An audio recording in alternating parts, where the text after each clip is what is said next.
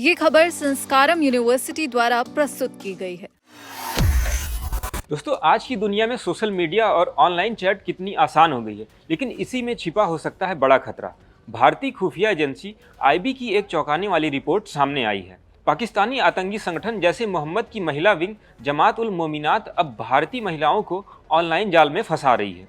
शादी का लालच देकर उन्हें पाकिस्तान ले जाया जाता है, फिर जासूसी और आतंकी कामों के लिए इस्तेमाल किया जाता है। राजस्थान, जम्मू कश्मीर जैसे सीमावर्ती इलाकों में ये साजिश तेजी से चल रही है। आज इस पूरी रिपोर्ट को आसान भाषा में हम समझेंगे कि कैसे ये आतंकी महिलाओं को फंसा रहे हैं, इनका नेटवर्क कैसे काम करता है, इसको लेकर हमारी भारतीय एजेंसियां कितनी अलर्ट हैं और ऐसे में इस सोशल मीडिया के दौर में हमें क्या सावधानियां बरतनी चाहिए। तो जुड़े रहिएगा वीडियो के अंत तक। जैश की महिला विंग जमात उल मोमिनात। दोस्तों, जैश ए मोहम्मद ने अक्टूबर 2025 में अपनी पहली आधिकारिक महिला विंग बनाई थी। इसका नाम जमात उल मोमिनात यानी JUM रखा गया।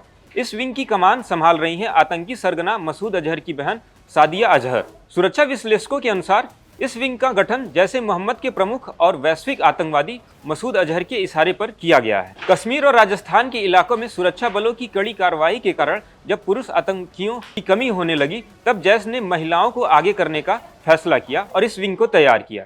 इस संगठन का मुख्य उद्देश्य आर्थिक रूप से कमजोर लड़कियों और मारे गए आतंकियों की पत्नियों को सोशल मीडिया या ऑनलाइन धार्मिक कोर्सेज के जरिए कट्टरपंथी बनाना है। यह विंग फंड जुटाने, युवाओं को भड़काने, महिला आत्मघाती हमलावरों को तैयार करने का काम कर रही है। इस विंग का मकसद है महिलाओं की भर्ती, उन्हें कट्टरपंथी बनाना और फिदायीन हमलावर तैयार करना। यहाँ आपको बता दें, पहले ये काम जम्मू कश्मीर में ज़्यादातर होता था, लेकिन अब आईबी की रिपोर्ट कहती है कि फोकस इनका राजस्थान की तरफ शिफ्ट हो गया है, क्योंकि राजस्थान पाकिस्तान से लगती 1070 किलोमीटर की लंबी सीमा साझा करता है। दोस्तों, ये आतंकी हथियार या पैसे से नहीं, बल्कि प्यार और शादी का बहाना बनाकर काम कर रहे हैं। उन्हें कुछ युवा handler social media, chat apps और ऑनलाइन प्लेटफॉर्म पर भारतीय महिलाओं से संपर्क करते हैं। वे खुद को प्यारा, समझदार और अच्छा लड़का बताते हैं। धीरे धीरे लंबी बातचीत शुरू करते हैं। इसके बाद महीनों तक रोज घंटों बातें करते हैं। फिर महिलाओं को भावनात्मक रूप से जोड़ने का काम भी करते हैं और आखिर में विवाह का प्रस्ताव देकर उन्हें सीमा पार करने को कहते हैं। इस दौरान पाकिस्तानी इन भारतीय लड़कियों से देश की सेंसिटिव जानकारियां साझा करने को भी कहते हैं। आईबी अधिकारी बताते हैं कि ये जाल खास तौर पर सीमावर्ती इलाकों की महिलाओं के लिए बिछाया जा रहा है, ताकि बॉर्डर पार कर पाकिस्तान जाना इन महिलाओं के लिए आसान हो सके। कमजोर लड़कियां बनती हैं आसान शिकार। दोस्तों, आईबी अधिकारियों के अनुसार ये आतंकी कमजोर व्यक्तित्व वाले लड़कियों को टारगेट करते हैं, जैसे जिनके परिवार में कलह हो, जिन लड़कियों को अकेलापन लग रहा हो या किसी तरह का सामाजिक दबाव हो। उन महिलाओं को खास तौर पर टारगेट किया जाता है। यहाँ आपको बता दें, ये हैंडलर पहले लड़कियों से कोई संवेदनशील जानकारियां नहीं मांगते, सिर्फ प्यार भरी बातें करते हैं, सपने दिखाते हैं, ताकि पहले इनका भरोसा जीता जा सके। कोर्टशिप पीरियड 6 महीने या उससे ज़्यादा लंबा चलता है। इस दौरान महिला को भी लगता है कि वो सचमुच प्यार में है, लेकिन असल में एक बड़ा जाल बिछाया जा चुका रहता है। अब धीरे धीरे हैंडलर महिलाओं को शादी के लिए मनाते हैं। जब महिला शादी के लिए तैयार हो जाती हैं, तो वो हैंडलर उसे पासपोर्ट बनाने को कहते हैं, फिर एंट्री का रास्ता बताते हैं। आपको बता दें, इनका सबसे पसंदीदा रास्ता है राजस्थान की सीमा। श्री गंगानगर से लेकर बाड़मेर तक फैली ये सीमा आसान एंट्री देती है। अगर सीमा पार करना मुश्किल होता है तो लड़कियां नेपाल या सऊदी के रास्ते पाकिस्तान जाने का प्लान करती हैं। इसके बाद पाकिस्तान पहुंचने के बाद यहां असली खेल शुरू होता है। इन महिलाओं को ब्रेन वॉश किया जाता है, उन्हें कट्टरपंथी विचारों से भरा जाता है और फिर उन्हें भारत के खिलाफ भड़काने के काम में लगाया जाता है और एक ट्रेंड जासूस बनाकर वापस भारत भेज दिया जाता है। जासूसी और धमाकों की तैयारी। दोस्तों, भारत लौटने के बाद इन महिलाओं से उम्मीद की जाती है कि वे संवेदनशील जगहों जैसे कि सैन्य ठिकानों, एयरपोर्ट, रेलवे स्टेशन या सरकारी ऑफिसों की जानकारी इकट्ठा करें। सभी महिलाओं को जासूस नहीं बनाया जाता है, कुछ को फिदायीन हमलों के लिए भी तैयार किया जाता है। ये पूरा नेटवर्क बनाने का एक हिस्सा है। एक महिला को भर्ती करके फिर उसे दूसरी महिलाओं और युवाओं को फंसाने का काम भी सौंपा जाता है। दोस्तों, आईबी की रिपोर्ट चेतावनी देती है कि ये साजिश बड़े पैमाने पर चल रहा है।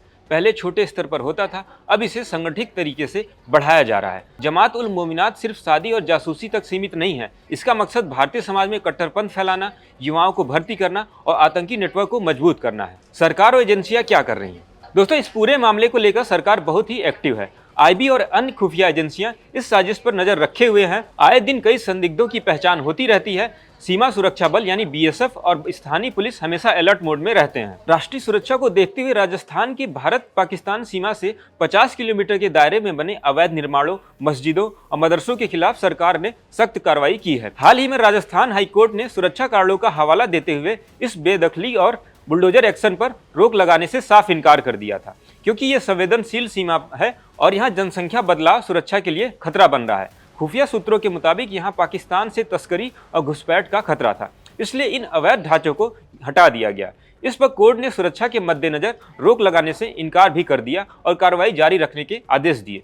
दोस्तों, आजकल सोशल मीडिया पर दोस्ती आसान है, लेकिन हर चैट पर भरोसा करना खतरनाक हो सकता है। जैसे मोहम्मद जैसे आतंकी संगठन भावनाओं का फायदा उठाकर महिलाओं को फंसा रहे हैं। शादी का सपना दिखाकर जासूसी और धमाकों का हथियार बनाने की ये साजिश बेहद घिनौनी है। हमें अपने परिवारजनों, दोस्तों को जागरूक करना चाहिए। आम लोगों को भी ऐसे खतरे के संकेत मिलने पर तुरंत पुलिस से जानकारी साझा करनी चाहिए और सावधानियां भी बरतनी चाहिए।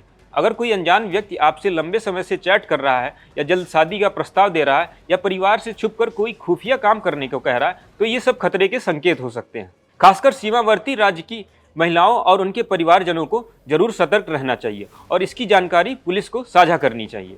आईबी की ये रिपोर्ट हमें बता रही है कि अब बहुत ज़्यादा अलर्ट रहने की ज़रूरत है। आप इस मुद्दे पर क्या सोचते हैं, कमेंट करके जरूर बताएं। वीडियो पसंद आए तो लाइक करें, शेयर करें, चैनल को सब्सक्राइब करना न भूलें। ऐसी ही और जानकारी के लिए देखते रहें दैनिक जागरण।